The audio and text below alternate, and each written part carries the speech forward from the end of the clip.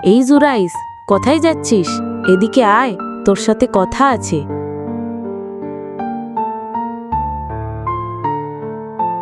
তোদের বাসার পানিটা কি লালচে দেখাচ্ছে এখনো? হ্যাঁ রে, রং যেমন লালচে, গন্ধটাও কেমন ধাতব। চিন্তা হচ্ছে। বুঝলি, পানিতে অতিরিক্ত আয়রন থাকলে ত্বকের সমস্যা, চুল পড়া, এমনকি পাকস্থলীর অসুখ পর্যন্ত হতে পারে।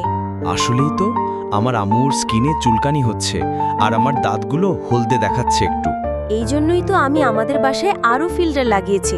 শুধু আয়রনই না, সব ক্ষতিকর ধাতু দূর করে বিশুদ্ধ পানি দেয়। তাই নাকি? তাহলে আজই আম্মুকে বলবো একটা নিতে। স্বাস্থ্য নেওয়ার ঝুঁকি না।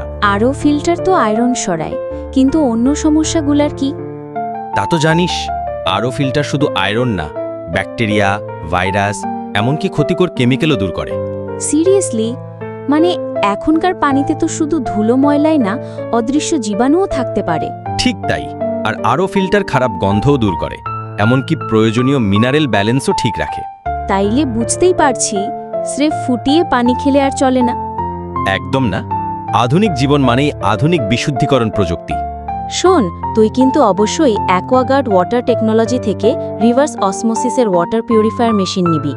ওরা আমাদের সিরাজগঞ্জের কোম্পানি। ওদের আফটার সেল সার্ভিসটা অনেক ভালো, আর ওদের পেজটাকে ফলো করতে বলবি সবাইকে।